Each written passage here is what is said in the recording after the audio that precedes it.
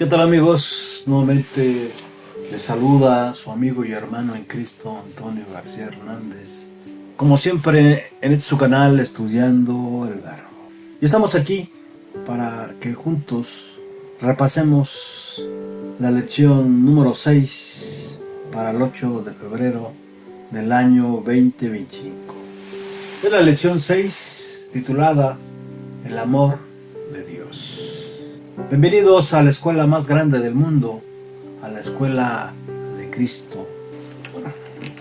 Y vamos a iniciar abriendo la palabra de Dios en el punto central de la lección.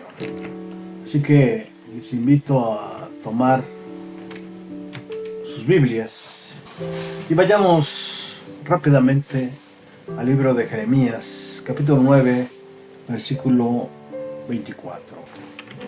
Jeremías 9:24.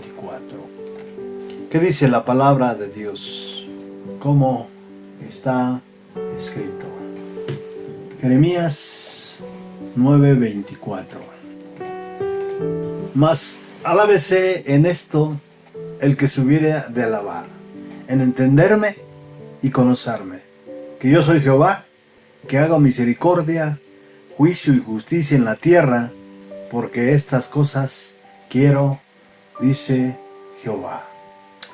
¿Por qué dice Dios estas palabras? Al hablar de juicio, al hablar de amor y de justicia.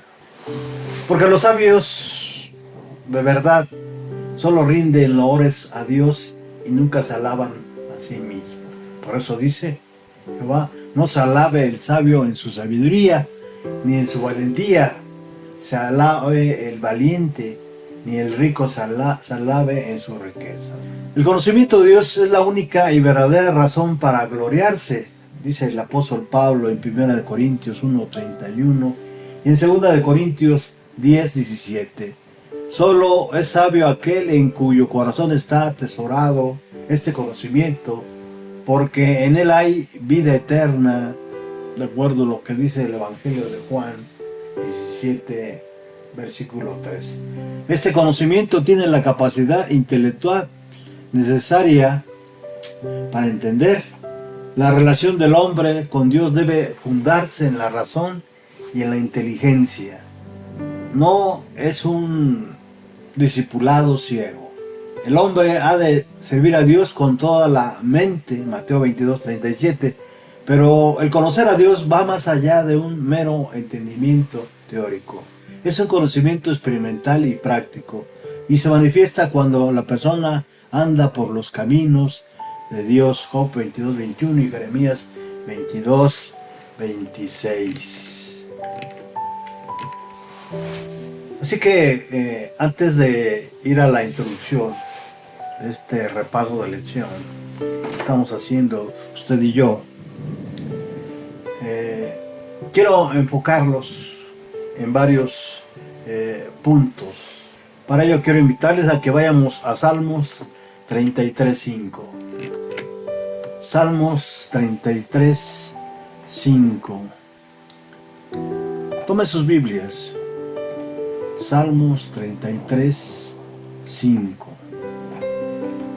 Él ama justicia y juicio, de la misericordia de Jehová está llena la tierra. ¿Quién ama la justicia y el juicio? El Señor, el Dios vivo, Jehová. Ahora, vayamos a otra cita más, en Jeremías 18, del 7 al 10. Jeremías 18, del 7 al 10. Jeremías 18, del 7 al 10. En un instante hablaré contra pueblos y contra reinos para arrancar y derribar y destruir. Pero si esos pueblos se convierten de su maldad contra la cual hablé, yo me arrepentiré del mal que había pensado hacerles, y en un instante lo haré de la gente y del reino para edificar y plantar. Pero si hiciere lo malo delante de mis ojos, no oyendo mi voz, me arrepentiré del bien que había determinado hacerle. Aunque no lo creamos, Dios es justo y sus juicios son verdaderos. Por eso dice, me arrepentiré, ¿verdad?, si se convirtieren de su maldad contra la cual hablé. Yo me arrepentiré del mal que había pensado hacerles. Vayamos a otra cita más, Malaquías 3:6. Malaquías 3:6. Porque yo, Jehová, no cambio, por esto, hijos de Jacob, no habéis sido consumidos. ¿Cómo? Porque yo, Jehová, no cambio, por esto, hijos de Jacob, no habéis sido consumidos. El Señor rechaza de plano la acusación de que pasa por alto el mal. El Señor rechaza de plano la acusación de que no pasa por alto el mal. Malaquías 2:17. La santidad de Dios es eternamente constante, inalterable. Números 23:19 y Job 1:17. Precisamente porque Dios no cambia, permanecerán sus propósitos eternos para su pueblo.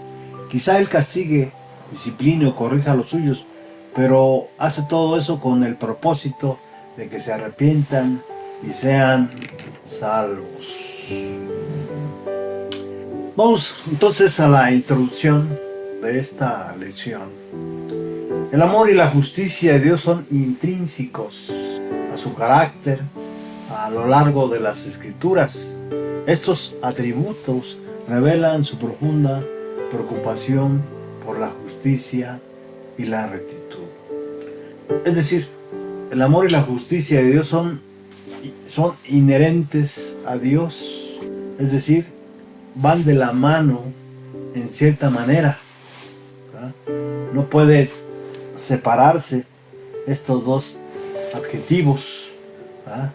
Ahora, ¿cuál es la temática de la lección? La temática de esta lección, de esta semana, destaca 3 tópicos principales. Número 1, el amor y la justicia van de la mano. Número 2, la justicia amorosa exige constancia. Número 3, la justicia amorosa tiene en cuenta el arrepentimiento, ¿verdad? Así que estos 3 puntos nos vamos a centrar en ellos. Vamos al primer punto entonces. El amor y la justicia van de la mano. Aunque no estemos acostumbrados a pensar que el amor y la justicia estén unidos, la Escritura muestra que el verdadero amor requiere justicia y que la verdadera justicia está motivada por el amor. A diferencia de ello, el presunto amor carente de justicia es indulgencia con el mal, mientras que la justicia sin amor no es más que frío legalismo. Por tanto, el amor y la justicia auténticos describen el carácter perfecto de Dios. Él ama la justicia y pretende que sea practicada en el mundo y por supuesto, sin duda, en la iglesia y por supuesto, en su pueblo. La justicia amorosa exige constancia. Vamos al siguiente punto. La justicia es fundamento del gobierno de Dios. Sus acciones se basan en la constancia del carácter moral divino, no en decisiones aleatorias y actos injustos. La justicia de Dios emana de su constancia, pues Él nunca miente y sus promesas son inquebrantables. Aunque la Escritura afirma la inmutabilidad moral de Dios, también indica que sus acciones pueden variar en respuesta a las decisiones humanas. Aquí en este punto, ¿sí?, se aplica lo que ya habíamos leído en la palabra de Dios, de que Dios se arrepiente del mal que iba a hacernos si volvemos a sus caminos. Ahora bien, vamos al punto número 3. La justicia amorosa tiene en cuenta el arrepentimiento. Las Escrituras afirman que Dios no se arrepiente, es decir, que no miente. Por otra parte, algunos pasajes del Antiguo Testamento indican que Dios se arrepiente en el sentido de que no aplica el esperado juicio anunciado por Él debido a las malas acciones humanas. El hecho de que Dios se arrepienta no significa que haya faltado a la verdad acerca de su juicio anunciado, sino que en virtud de la dinámica relacional que mantiene con los seres humanos, modifica su accionar en relación con las personas si éstas se arrepienten y deciden vivir una vida en comunión con Él. ¿Esto se puede aplicar a la vida? Sí. Puesto que Dios puede introducir cambios en su relación con su pueblo en respuesta a la aceptación o el rechazo por parte de este, ¿cómo podemos reflejar la justicia amorosa de Dios cuando reaccionamos ante la justicia y el mal existentes en el mundo? Vamos entonces a analizar estos tres puntos que ya hemos mencionado. El amor y la justicia van de la mano. Muchas personas están acostumbradas a pensar que el amor y la justicia son mutuamente excluyentes. Según esa perspectiva, no es posible ser justo y amoroso al mismo tiempo, pues el amor es indulgente e impide, al menos empaña, la debida aplicación de la justicia, mientras que la justicia debe ser objetiva y desapasionada, lo que excluye necesariamente la misericordia y el amor. Ese es el pensar humano, ¿verdad? Sin embargo, en este punto de vista, no es el único ni el mejor modo de concebir la decisión entre amor y justicia. De hecho, el amor y la justicia no constituyen una dicotomía en la Biblia, sino que se combinan coherentemente en la descripción del carácter perfecto de Dios. En el relato bíblico integrador del amor y la justicia, no se puede pensar adecuadamente en uno sin el otro. Una pretensión de amor sin justicia es en verdad falta de equidad, mientras que la idea de justicia sin amor es en realidad un frío legalismo. De hecho, la Biblia va incluso más allá de la descripción del carácter de Dios, quien no se limita a combinar el amor y la justicia, sino que ama realmente la justicia. Vamos a la palabra de Dios, a Salmos 33:5. Salmos 33:5. Sean como tamo delante del viento, y el ángel de Jehová los acosa. Ahora vamos a otra cita más, Isaías 61:8. Isaías 61:8.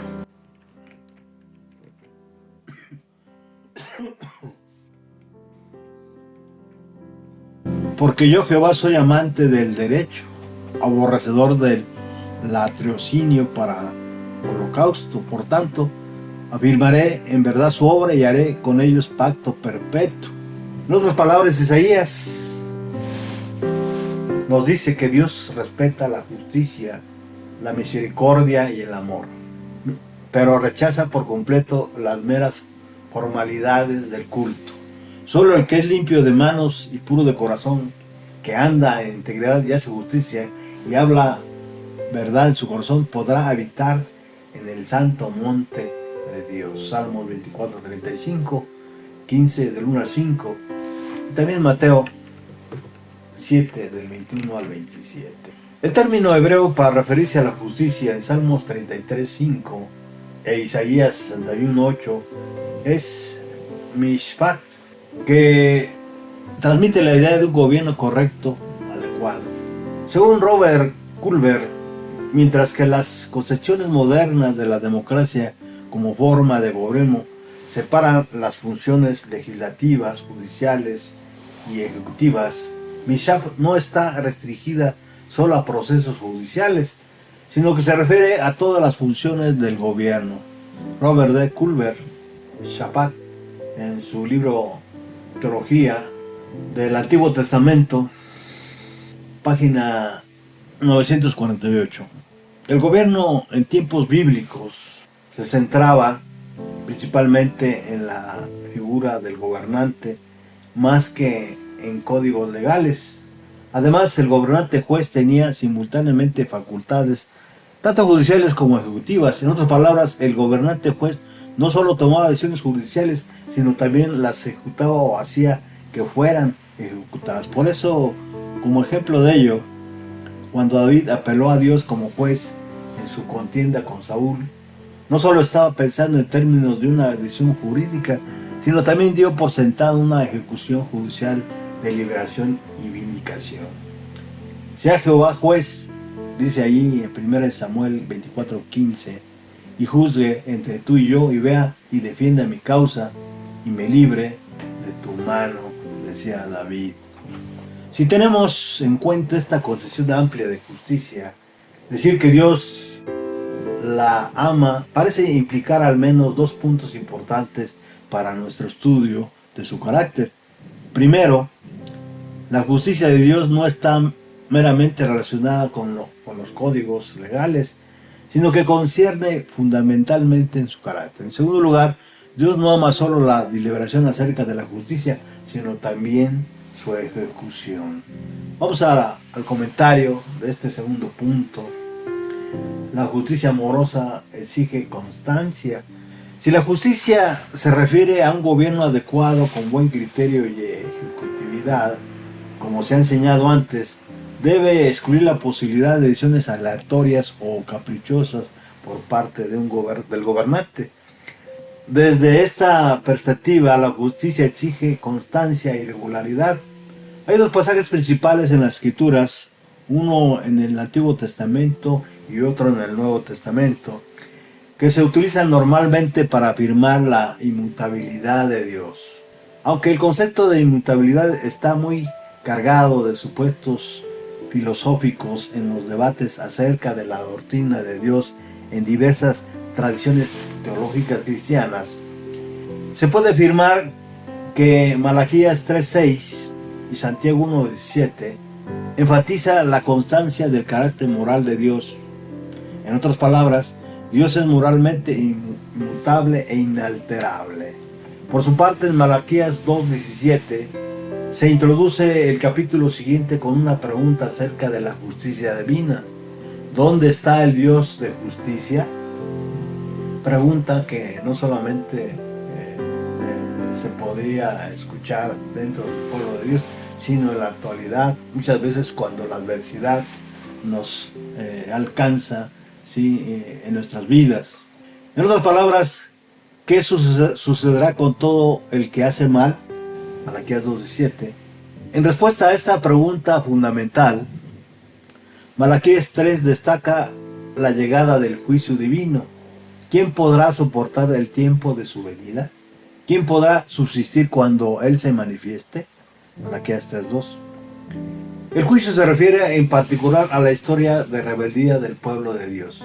Por este severo mensaje pretende ser en realidad un llamado al arrepentimiento.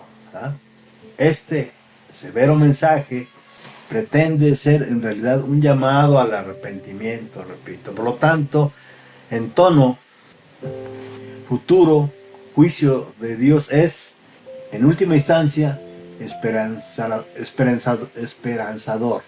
En este contexto de juicio y esperanza, el Señor subraya que Él no cambia y que este hecho es la razón por la que su pueblo no es destruido.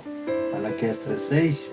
La idea de inmutabilidad de Dios se traduce en la versión bíblica New English Translation como: yo, el Señor, no me retracto de mis promesas, lo que capta la noción de la inmutabilidad moral del pacto de Dios sugerida por el contexto del pasaje. Al mismo tiempo, el énfasis de Malaquías 3:7, vuélvanse a mí y yo me volveré a ustedes, pone de relieve un cambio de actitud relacional positivo por parte de Dios, a saber, lo que Él desea hacer en caso de que el pueblo se arrepienta.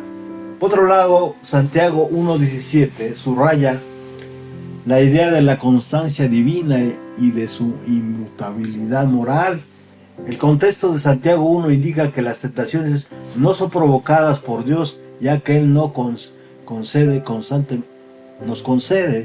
constantemente dones buenos y perfectos desde lo alto. Por tanto, en lugar de una combinación caprichosa de tentaciones y dones, Él siempre nos ofrece de manera constante dones. Como Padre de las luces, no muestra mudanza ni sombra de variación, Santiago 1:17. La conexión entre Dios como creador de luz y su constancia también aparece en Salmos 136, versículos del 7 al 9. Y en estos versículos el salmista destaca el poder creador y la inmutabilidad de Dios, al que hizo las grandes lumbreras, porque su amor es para siempre, el sol para alumbrar el día, por su amor es para siempre, y la luna y las estrellas para alumbrar la noche, porque su amor es para siempre. Salmo 136, versículos del 7 al 9. Vamos al último punto de este comentario. La justicia amorosa de Dios tiene en cuenta el arrepentimiento, ¿verdad? La justicia amorosa tiene en cuenta el arrepentimiento. En el Antiguo Testamento parece contener afirmaciones paradójicas, es decir, contrarias, acerca del arrepentimiento de Dios y su renuncia a actuar en armonía con algunos de sus pronunciamientos. Por un lado tenemos pasajes como Números 23:19, donde dice: Dios no es hombre para que mienta, ni hijo de hombre para volverse atrás. Cuando Él dice algo, lo realiza; cuando promete algo, lo cumple. Y lo mismo en 1 Samuel 15:29, donde dice: Dios, que es la gloria de Israel, no miente, no se arrepiente, no es hombre para que se arrepienta, que afirman la constancia de Dios. En otras palabras, Dios no miente, lo cual es coherente con la enseñanza del Nuevo Testamento acerca de Dios en Tito 1:2. Vamos rápidamente a Tito 1:2. Tito 1:2. Abran sus Biblias. En la esperanza de la vida eterna, la cual Dios, que no miente, prometió desde antes del principio de los siglos. Aquí, cuando la palabra nos habla de que Dios no miente, la revelación cristiana es tan fidedigna como la inmutable naturaleza de Dios. Vayamos también a Hebreos 6:18. Hebreos 6:18. Hebreos 6:18. Para que por dos cosas inmutables, en las cuales es imposible que Dios mienta, tengamos un fortísimo consuelo, los que hemos acudido para asirnos de la esperanza puesta delante de nosotros. En otras palabras, debemos confiar, tener la certeza de que Dios cumple siempre sus promesas. Por otra parte, existen en el Antiguo Testamento pasajes que afirman que Dios cede o se arrepiente, en el sentido de que no lleva a cabo el juicio que anunció contra quienes hicieron lo malo. Uno de los ejemplos más conocidos es la misericordia divina mostrada en Nínive en el libro de Jonás, Jonás 3:10, donde el propio Jonás discrepa con el arrepentimiento divino al comienzo del capítulo 4. La razón dada por el profeta para no anunciar el inminente juicio divino contra Nínive destaca la misericordia de Dios. Por eso, esto desagradó en extremo a Jonás y se enojó. Y oró al Señor diciendo: Señor, ¿no es esto lo que pensé cuando estaba aún en mi tierra? Por eso quise huir de Tarsis, porque sabía que tú eres clemente y piadoso, tardo para enojarte y abundante en amor, que desistes del mal. Jonás 4 del 1 al 2. Jonás 4 del 1 al 2 contiene al menos 3 razones importantes por las que esta disposición a ceder por parte de Dios no deberían sorprendernos. En primer lugar, el propio Jonás indica que avisoraba tal desenlace desde el principio. Esta anticipación de la misericordia de Dios es la verdadera razón por la que Jonás huyó a Tarsis. Y en segundo lugar, su declaración acerca de Dios se hace eco aquí de Éxodo 32, 14 y 34, versículos 6 y 7, donde el propio Israel fue objeto de arrepentimiento de Dios. Por tanto, mucho antes de que Dios se diera con respecto a Nínive, hizo lo mismo con Israel. En tercer lugar, este tipo de arrepentimiento no significa que Dios mintiera acerca de sus juicios anunciados, ya que Él explica en Jeremías 18:7, a lo que en un instante puedo hablar contra una nación o en un reino para arrancar y derribar y destruir. Pero si esa nación se convierte de su maldad, yo también desistiré del mal del que había pensado hacerle, y en un instante hablaré de esa nación o ese reino para edificar y plantar, dice el Señor. Pero si hace lo malo ante mis ojos y desoye mi voz, desistiré del bien que había determinado hacerle. Por lo tanto, en el contexto de las relaciones bilaterales, Dios cambia de actitud hacia las personas cuando éstas cambian de actitud hacia Él. Las Escrituras, vamos a concluir, afirman la inmutabilidad moral de Dios, pero Él puede introducir cambios en su manera de relacionarse con su pueblo cuando éste decide aceptarlo o rechazarlo. Con esta idea en mente, analiza con tu clase las siguientes preguntas. Número 1. ¿Cómo podemos reflejar la justicia de Dios cuando reaccionamos ante la injusticia y las malas acciones que existen en el mundo? Número 2. Dios se repite y cambia en relación con sus juicios en respuesta a la actitud de las personas hacia Él. ¿La justicia de Dios consiste solo en venganza y retribución o contempla alguna forma de restauración? Explica tu respuesta. ¿Cómo se relaciona el arrepentimiento de Dios con la restauración? Número 3. Dios está dispuesto a ceder y restaurar su relación con su pueblo desde esta perspectiva.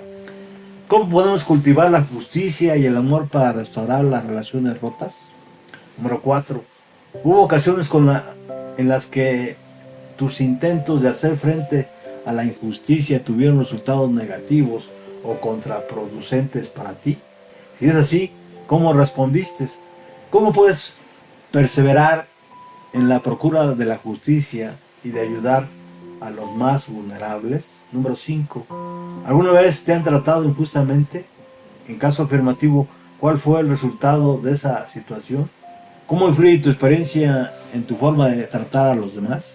Hasta aquí hemos llegado al final de este repaso de lección, esperando como siempre haber cumplido con nuestros objetivos y por supuesto haber contribuido, ¿verdad?, para que usted y yo conozcamos más a nuestro Dios. Que el Señor les bendiga, les dé mucha salud y como siempre quiero invitarles para que nos acompañen en la siguiente lección o en los siguientes temas que habremos con la ayuda de Dios de exponer en los siguientes días. Hasta pronto.